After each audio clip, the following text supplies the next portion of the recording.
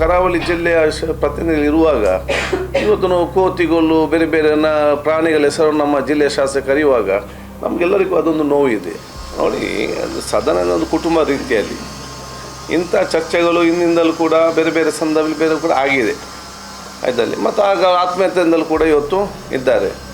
ಅವರು ಚರ್ಚೆ ಮಾಡುವಂಥ ಸಂದರ್ಭದಲ್ಲಿ ಪರಸ್ಪರ ಪ್ರೀತಿಯಿಂದ ಮಾತು ಆ ಕಡೆ ಈ ಕಡೆ ಆಗುವ ಸಂದರ್ಭದಲ್ಲಿ ಇಡೀ ಸದನವೇ ಇವತ್ತು ಅದನ್ನು ಒಂದು ಸೀರಿಯಸ್ ಆಗಿ ತಗೊಂಡಿಲ್ಲ. ತಮ್ಮೊಂದು ಅಣ್ಣ ತಮ್ಮಂದಿರ ಮಧ್ಯೆ ಒಂದು ಚರ್ಚೆ ರೀತಿಯಲ್ಲಿ ಅದು ಅದೇ ಯಾವೊಂದು ಸಂದರ್ಭದಲ್ಲಿ ಕೂಡ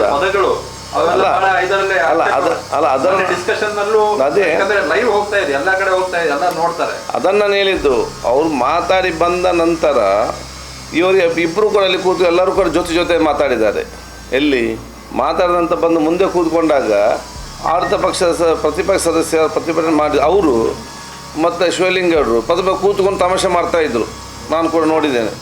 ಯಾವಾಗ ಊಟಕ್ಕೆ ಬಂದಾಗ ಇದು ಮಾಧ್ಯಮದ ರೀತಿ ಬಂದಿದೆ, ಅದರ ನಂತರ ಅದನ್ನು ಪ್ರಸ್ತಾಪ ಮಾಡಿದರು ಇದಕ್ಕೆ.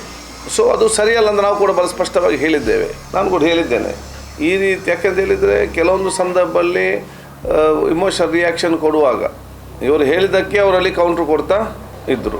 ಇಮೋಷನಲ್ ರಿಯಾಕ್ಷನ್ಸ್ ಅನ್ನು ಬಂದು ಬಿಡ್ತದೆ. ಅದನ್ನು ಬಗೆಹರಿಸಿಕೊಂಡು ಹೋಗೋದೇ ಸದನದ ನಮ್ಮ ಒಂದು ಸಂಸ್ಕೃತಿ. ಸೊ ಇಂಥ ಚರ್ಚೆಗಳು ಇಂಥ ಹೇಳಿ ಕೆಲವೊಮ್ಮೆ ಬಹಳ ಜಟಾಪಟಿ ಜೋರು ಆಗ್ತದೆ. ಜೋರಾದ ತಕ್ಷಣ ಮತ್ತೆ ಅದನ್ನು ಸದಸ್ಯ ದಾರಿಗೆ ತಂದು ಜೊತೆಯಲ್ಲಿ ಅದನ್ನು ಮರೆತು ಒಟ್ಟಿಗೆ ಹೋಗುವಂಥದ್ದು ಅದು ಸದನದ ಒಂದು ಸಂಸ್ಕೃತಿ ಆಗಿದೆ. ಆ ಕೆಲಸ ಕೂಡ ಮತ್ತೆ ಒಟ್ಟಿಗೆ ಹೋಗಿದ್ದಾರೆ. ಚರ್ಚೆ ಇವತ್ತು ನಡೆದಿದೆ. 224 ಶಾಸಕರಿಗೆ ಕೆಲವೊಂದು ಶಾಸಕರ ಮಾತು ವರ್ತನೆ ಈ ರೀತಿ ಅಲ್ಲದೆ ಬೇರೆ ಯಾವ ಶಾಸಕ ಕೂಡ ಈ ರೀತಿ ವರ್ತನೆ ಇರುವುದಿಲ್ಲ. ಹ್ಯಾಬಿಚುವಲ್ ಅಫೆಂಡರ್ಸ್ ಮಾಡಿದವರೇ ಮಾಡುವಂಥದ್ದು. ಮತ್ತು ಸದನ ನಡೆಸೋದು ಅದು ಬರೀ ಸಭಾಧ್ಯಕ್ಷರ ಜವಾಬ್ದಾರಿ ಮಾತ್ರ ಅಲ್ಲ, ಎಲ್ಲರ ಜವಾಬ್ದಾರಿ ಆಗಿದೆ, ಎಲ್ಲ ಸದಸ್ಯರ ಜವಾಬ್ದಾರಿ ಆಗಿದೆ. ಇವು ಸಣ್ಣ ಮಕ್ಕಳ ಇವರು ಸ್ವಯಂ ಪ್ರೇರಿತವಾಗಿ ಆತ್ಮಲೋಕನ ಮಾಡಬೇಕಲ್ಲ. ಜನ ನಮ್ಮ ವೀಕ್ಷಿಸ್ತಿದ್ದಾರೆ, ಜನ ನಮ್ಮನ್ನು ನೋಡ್ತಿದ್ದಾರೆ. ನಾವು ಅದೇ ನಮ್ಮ ಶಾಸಕರೆಲ್ಲ ಗೌರವನ ಉಳಿಸಬೇಕು, ಅದೇ ರೀತಿ ನಾವು ಭಾಗವಹಿಸಬೇಕು, ಅದೇ ರೀತಿ ನಾವು ಚರ್ಚೆ ಮಾಡಬೇಕು, ಆ ರೀತಿಯ ಪದವನ್ನು ಉಪಯೋಗ ಮಾಡಬೇಕಂತೇಳಿ ಸ್ವಯಂ ಪ್ರೇರಿತ ಅವರು ಅದನ್ನು ಅರ್ಥ ಮಾಡಿಕೊಳ್ಬೇಕು ಇದನ್ನು. ಸೊ ಸದನ ನಡೆಸೋದು ಒಂದು ಸೌಹಾರ್ದವಾಗಿ ನಡೆಸೋದು ಬರೀ ಸಭಾಧ್ಯಕ್ಷನ ಜವಾಬ್ದಾರಿ ಮಾತ್ರ ಅಲ್ಲ, ಅದು ಇಡೀ ಸದನದ ಜವಾಬ್ದಾರಿ. ಅಜ್ಜನ್ನು ಫಿಕ್ಸ್ ಮಾಡೋದು ನಾವು. ಸೊ ಮ್ಯಾಕ್ಸಿಮಮ್ ಒಬ್ಬ ಏನೆಲ್ಲ ಮಾಡೋಕ್ಕೆ ಸಾಧ್ಯವಿದೆಯಾ ಆ ರೀತಿ ಎಲ್ಲ ಪ್ರಯತ್ನಗಳು, ಎಲ್ಲ ಶಿಕ್ಷೆಗಳು ಮತ್ತು ಎಲ್ಲ ಅದೇನು ವಾರ್ನಿಂಗ್ ಕೊಡುವಂಥದ್ದು ಎಲ್ಲ ಕೂಡ ಆಗಿಂದಾಗೆ ಮಾಡಿದ್ದೇವೆ. ಮತ್ತೆ ಕೂಡ ಅದನ್ನು ನಾನು ಹೇಳಿದೆ ಅಲ್ಲ, ನೋಡಿ ನಮ್ಮ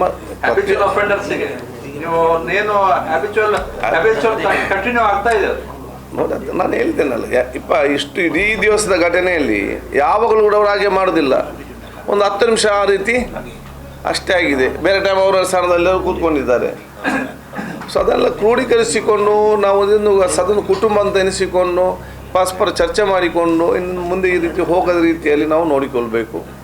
ಮತ್ತು ಕೆಲವೊಂದು ನಿಯಮಗಳು ಕೂಡ ಮುಂದೆ ಅದು ಆಲೋಚನೆ. ಈಗ ಬಾವಿಗೆ ಬಂದಾಗ ಹೇಗೆ ಪ್ರತಿಭಟನೆ ಮಾಡಬೇಕನ್ನೋ ಒಂದು ಸಿಸ್ಟಮ್ ಇಲ್ಲ.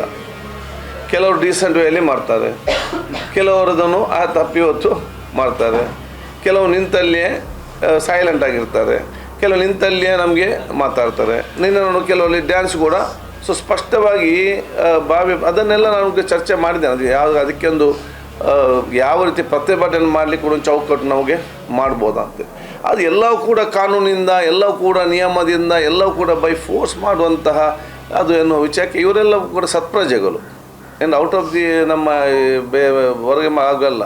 ಅವ್ರು ರೆಸ್ಪಾನ್ಸಿಬಲ್ ಪರ್ಸನ್ಸ್ ಬರುವವರು ಎಲ್ಲ ಸತ್ಪ್ರಜೆಗಳು. ಕಾನೂನು ಮತ್ತು ನಿಯಮಗಳನ್ನು ತಿಳ್ಕೊಂಡವರೇ, ಸಮಾಜದಲ್ಲಿರುವಂಥ ಆಗುಹೋಗುಗಳನ್ನು ಇಂಥ ಗಾಡಿ ತಿದ್ದುವವರೇ ಅಲ್ಲಿಗೆ ಬರುವವರು. ಸಮಾಜದಲ್ಲಿ ಅವರ ಕ್ಷೇತ್ರದಲ್ಲಿ ಜನರನ್ನು ತಿದ್ದುವವರು ಅಲ್ಲಿ ಬಂದ ಅವರು ಅದನ್ನು ಆತ್ಮಲೋಕನ ಮಾಡಿಕೊಳ್ಬೇಕಾಗ ಅವರೇ ಸ್ವಯಂ ಪ್ರೇರಿತವಾಗಿ ಅವರಿಗೆ ಶಿಸ್ತು ತರುವಂಥ ಕೆಲಸವನ್ನು ಮಾಡಬೇಕು. ಕೆಲವೊಮ್ಮೆ ಅನುಭವದ ಕೊರತೆ ಇರ್ಬೋದು, ಕೆಲವೊಮ್ಮೆ ಮೆಚುರಿಟಿ ಇರ್ಬೋದು, ಎಲ್ಲ ಕೂಡ ಸ್ವಲ್ಪ ದಿವಸ ಆಗುವಾಗ ಅವರು ಅದನ್ನು ಮೈಗೂಡಿಸಿಕೊಳ್ತಾರೆ ಎಂಬ ನನಗೆ ವಿಶ್ವಾಸ ಇದೆ. ಒಟ್ಟಾರೆಯಾಗಿ ಏನಾಗಿದೆ, ನಮ್ಮ ನನಗೆ ಕರಾವಳಿಯ ಶಾಸಕರ ಹಿಂದೆ ಅದು ಭಾಳಷ್ಟು ಹಿರಿಯರಿದೆ. ನಮಗೆಲ್ಲ ಕೂಡ ಗೊತ್ತಿದೆ. ನನ್ನ ತಂದೆ ಕೂಡ ಶಾಸಕರಾಗಿದ್ದರು. ಆ ಕಾಲದಲ್ಲಿ ಭಾಳಷ್ಟು ಹಿರಿಯರಿದ್ದರು. ಈಗ ಕೂಡ ಅವ್ರಿಗೆ ಕರಾವಳಿಯ ಶಾಸಕರನ್ನು ವಿಶೇಷವಾದ ಗೌರವ ಎಲ್ಲ ರೀತಿಯಿಂದಲೂ. ಕ್ರಿಯಾಶೀಲರಾಗಿರಲಿ, ಕೆಲಸ ಮಾಡೋದಾಗಿರಲಿ, ಅಥವಾ ಸಚ್ಚಾರಿತೆ ಇರಲಿ, ಸರಳತೆಗೆ ಇರಲಿ, ಸಾಮಾಜಿಕ ನ್ಯಾಯ ಕೊಡೋದ್ರಲ್ಲಿ ನಮ್ಮ ಶಾಸಕ ವಿಶೇಷದ ಗೌರವ ಇವತ್ತಿದೆ, ವಿಶೇಷ ಉತ್ತಮವಾದ ಮಾತುಗಳನ್ನು ಇವತ್ತಿರ್ತದೆ. ಸೊ ಅಂಥ ಒಂದು ವಿಶೇಷ ಕರಾವಳಿ ಜಿಲ್ಲೆಯ ಪ್ರತಿನಿಧಿ ಇರುವಾಗ ಇವತ್ತು ನಾವು ಕೋತಿಗೊಲ್ಲು ಬೇರೆ ಬೇರೆ ಪ್ರಾಣಿಗಳ ಹೆಸರು ನಮ್ಮ ಜಿಲ್ಲೆಯ ಶಾಸಕ ಕರೆಯುವಾಗ ನಮಗೆಲ್ಲರಿಗೂ ಅದೊಂದು ನೋವಿದೆ. ನಮ್ಮ ಶಾಸಕರು ನಮ್ಮ ಜಿಲ್ಲೆಗೆ ಮತ್ತು ನಮ್ಮ ಹಿರಿಯರಿಗೆ ಮತ್ತು ಕ್ಷೇತ್ರ ಜನ ಅಗೌರವ ಬರುವಂಥ ಯಾವುದೇ ಒಂದು ವ್ಯಕ್ತಿತ್ವನಲ್ಲಿ ರೂಪಿಸಬಾರ್ದು. ಇನ್ನೊಬ್ಬರಿಂದ ನಾವು ಈ ರೀತಿ ಕರೆಸ್ಕೊಳ್ಪಡೋದು ಅವರು ಮಾತ್ರ ಅಲ್ಲ, ಇಡೀ ನಮ್ಮ ಜಿಲ್ಲೆಗೆ ಅಗೌರವ ತಂದಂಥ ಮತ್ತು ನಮಗೊಂದು ಬೇಜಾರಾಗುವಂಥ ವಿಚಾರ, ಒಂದು ನೋವುಂಟು ಮಾಡುವ ವಿಚಾರ ಆಗಿದೆ. ಬಹುಶಃ ಮುಂದಿನ ದಿನಗಳು ಇದೆಲ್ಲ ಒಂದು ಸರಿ ಆಗ್ತದೆ, ಸರಿಪಡಿಸ್ತಾರೆ ಅಂತ ವಿಶ್ವಾಸ ಕೂಡ ನನಗಿದೆ. ಅದು ವಿಚಾರ ನಾನು ಅವ್ರಿಗೆ ಕೂಡ ತಿಳಿಸ್ತೇನೆ. CM ಅವರೇ, ಈ ನೀವು ಅಧಿವೇಶನ ನಡೆಸುವುದು ಸರಿಯಲ್ಲ ಅಂತ ಸ್ಪೀಕರ್ ಅವರನ್ನೇ ತರಾಟೆಗೆ ತೆಗೆದು ನೋಡಿ, ತರಾಟೆಗೆ ಏನು ಕೂಡ ತೆಕ್ಕೊಳ್ಳಿಲ್ಲ. ಪ್ರತಿಪಕ್ಷದವರ ಮಾತಿಗೆ ಅಡ್ಡಿಪಡಿಸುವಾಗ ಸ್ವಾಭಾವಿಕ ಹೇಳ್ತಾರೆ ಈ ರೀತಿಯವರು ನಡೆಯುವುದು ಸರಿಯಲ್ಲ ಅಂತೇಳಿ. ಆದರೆ ನನಗೆ ಆಡಳಿತ ಪಕ್ಷ ಮತ್ತು ಪ್ರತಿಪಕ್ಷವನ್ನು ಬ್ಯಾಲೆನ್ಸ್ ಮಾಡಿಕೊಂಡು ಹೋಗುವುದೇ ನನ್ನ ಜವಾಬ್ದಾರಿ. ಅವರ ವಿಚಾರ ಹೇಳ್ತಾರೆ, ಇವರ ವಿಚಾರಗಳನ್ನು ಹೇಳ್ತಾರೆ, ಎಲ್ಲರೂ ಕೂಡಿದ ಮುಂದೆ ತಗೊಂಡು ಆ ಕೆಲಸ ನಾವು ಅಲ್ಲಿ ಮಾಡಿದ್ದೇವೆ. ಸೊ ಅವರವರ ಅಭಿಪ್ರಾಯವನ್ನು ಹೇಳೋದು ಅದು ತರಾಟೆ ಅಂತ ಅಲ್ಲ, ಯಾವ ರೀತಿ ಅವರು ಹೇಳಿಲ್ಲ. ಇದೆಲ್ಲ ಪ್ರಜಾಪ್ರಭುತ್ವದಲ್ಲಿ ಇದ್ದದ್ದೇ, ಇದೇನು ಈ ಸಲ ಮಾತ್ರ ಅಂತಲ್ಲ, ಹಿಂದಿನ ಎಲ್ಲ ವರ್ಷಗಳು ಕೂಡ ನೀವು ಪುಸ್ತಕ ತೆಗೆದು ನೋಡುವಾಗ ಇದೆಲ್ಲವೂ ಕೂಡ ಇಂಥ ಹಲವಾರು ಘಟನೆ ನಡೆದಿದೆ. ಅದು ನಡಿಬಾರ್ದು, ನಾವು ಸ್ವಯಂ ಪ್ರೇರಿತವಾಗಿ ನಮ್ಮ ಶಿಸ್ತಿಗೆ ಒಳಪಡಿಸಬೇಕು. ಸ್ನೇಹಿತರೆ, ನಿಮ್ಮ ಅದ್ಭುತ ಬೆಂಬಲದಿಂದ ಸನ್ಮಾರ್ಗ ನ್ಯೂಸ್ ಚಾನೆಲ್ ಈಗ 2 ಲಕ್ಷ ಸಬ್ಸ್ಕ್ರೈಬರ್ಗಳನ್ನು ದಾಟಿದೆ. ಇದು ನಮ್ಮ ಯಶಸ್ಸಲ್ಲ, ಇದು ನಿಮ್ಮ ಯಶಸ್ಸು. ನಮ್ಮ ಮುಂದಿನ ಗುರಿ 4 ಲಕ್ಷ. ಇದು ಕಷ್ಟವಲ್ಲ, ನೀವು ಮಾಡಬೇಕಾದದ್ದು ಸಿಂಪಲ್. ನೀವು ಸನ್ಮಾರ್ಗ ನ್ಯೂಸ್ ಚಾನೆಲ್ ವಿಡಿಯೋವನ್ನ ನಿಮ್ಮ ಸ್ನೇಹಿತರಿಗೆ, ಕುಟುಂಬದವರೊಂದಿಗೆ ಹಂಚಿಕೊಳ್ಳಿ ಮತ್ತು ಅವರಲ್ಲೂ ಸಬ್ಸ್ಕ್ರೈಬ್ ಮಾಡಲು ಹೇಳಿ. ನೀವು ಶಕ್ತಿಯನ್ನು ಕೊಡಿ, ನಾವು ನಿಖರ ಸುದ್ದಿ ಕೊಡ್ತೇವೆ. ಧನ್ಯವಾದಗಳು.